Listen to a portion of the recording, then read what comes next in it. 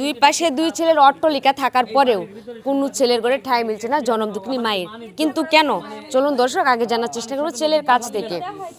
আচ্ছা, আমি একটু কথা বলতে চাচ্ছি। একটু ভাই আপনি একটু সামনের দিকে আসেন। হ্যাঁ বলেন, সমস্যা নাই।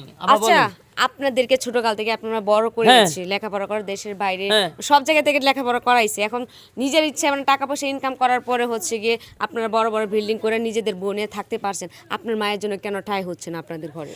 এটাতে একটা ষড়যন্ত্র হচ্ছে। আমার মা আমার লিয়ে একটা ষড়যন্ত্র করে, তার সব জায়গায় থেকে এসে পড়াশোনা করালো কাউকে, সে তো বাইর থেকেই আমার পড়াশোনা করাইছে, আমার সব জায়গায় থেকে পড়াশোনা করাবে কিসের জন্য?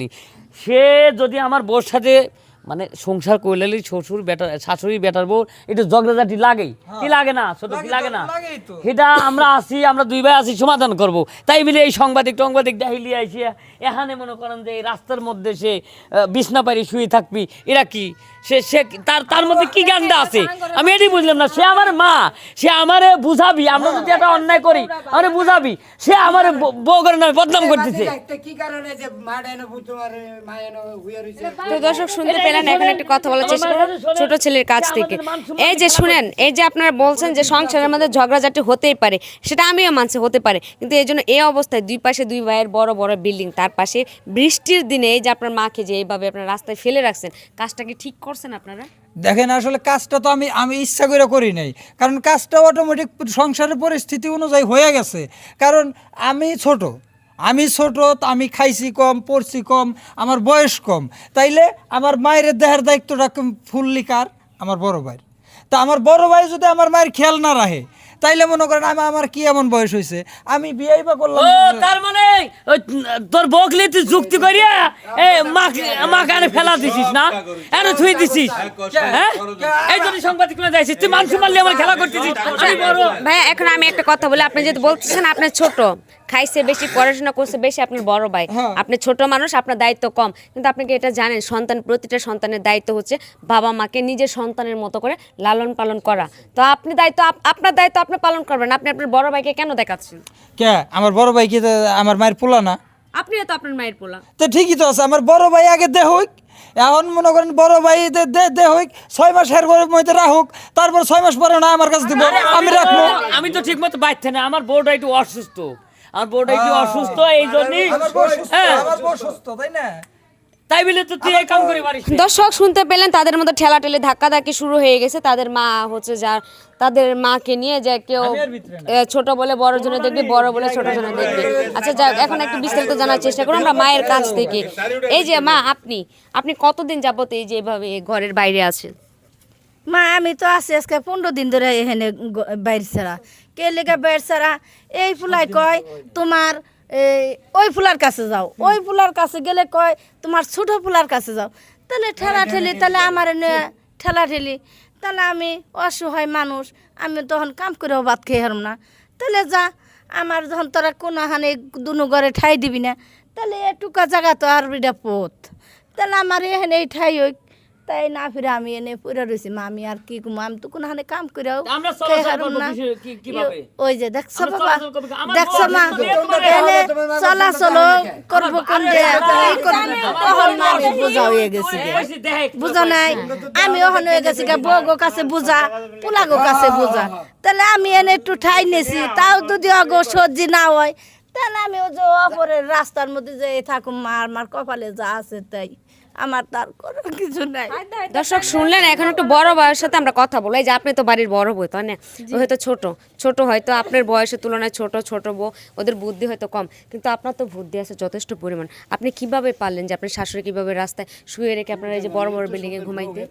দেখেন, আমরা রাখি নাই, সেই ইচ্ছাগতভাবে আয়েশা পড়ছে, ঠিক আছে? আমি তো বলছি যে না, আপনি রুমের ভিতর ঘুমাসেন, আমরা যদি ঘুমাসতে পারি আপনিও পারবেন, সে আমার কথা মানে নাই।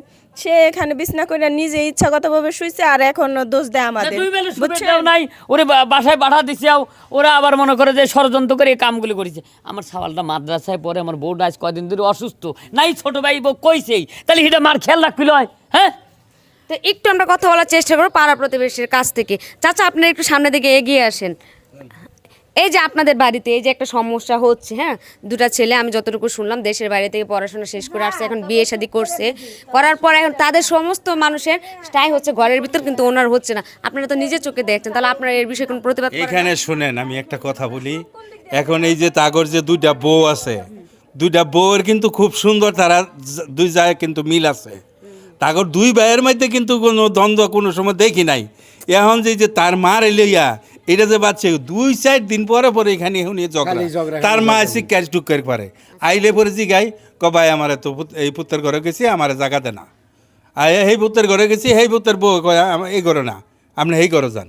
এই অবস্থা করতে করতে এখন আজকে দেখি এই জায়গার মধ্যে শুয়ে রয়েছে। পরে জিজ্ঞেস করলাম কি হলো, কবাই আমাদের তো পোলারা কারো করে আমার জায়গা দেয় না। আচ্ছা, ওরা যেহেতু দেন, আপনারা কিছু বলেন না যে কেন মাকে ঘরে তুলবি না? আপনার প্রতিবাদে কি বলেন, ওদেরকে কি বলেন? আমরা বলি, বলার পরে আমাদেরকে আরো উল্টা ফাপড় দেয়, উল্টা ফাপড় দেয়। আমার মারে আমরা কি করব তোমার দেখার বিষয় না। আমগর কথার মধ্যে তোমরা নাক গলাইতে আসো কেন? আমরা অসম্মানী হয়ে যাই, আমরা কিছু বলি না। বুঝতে পারলাম। তো দর্শক দেখতে পেয়েছেন, শুনতে পেয়েছেন, এবং হচ্ছে কি আপনাদের সাথে এরকম ঘটনা আপনাদের এলাকায় ঘটেছে কিনা সেটা জানেন। তবে বাস্তব একটা ঘটনা বলি, এই যে মা এখানে দুইটা পোলাপান জন্ম দিয়েছে, কিন্তু এমনও মা আছে যে এক আধারে 4 থেকে 5টি সন্তান পর্যন্ত জন্ম দেয়, কিন্তু একটা জন্মের পরে একটা সন্তান বলতে লালন পালন করা বা হুট করে চলাফেরা করতে পারে না।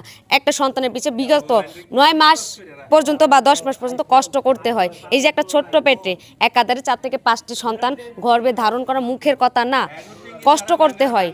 10 মাস 9 মাস কষ্ট করার পর বাচ্চাটা যখন দুনিয়াতে আসে, তখনও দেখা যায় 5 বছর পর্যন্ত সেই পরিশ্রম শুধু 5 বছরে শেষ হয়ে যায় না, যতক্ষণ পর্যন্ত সেই মানুষটা নিজের একটা কেরিয়ার অর্থাৎ নিজের পায়ে না দাঁড়ানো পর্যন্ত সে মা একইভাবে পরিশ্রম করে যায়। কিন্তু এর ফলাফল পাওয়ার জন্য না, এরকম খারাপ ফলাফল পাওয়ার জন্য না।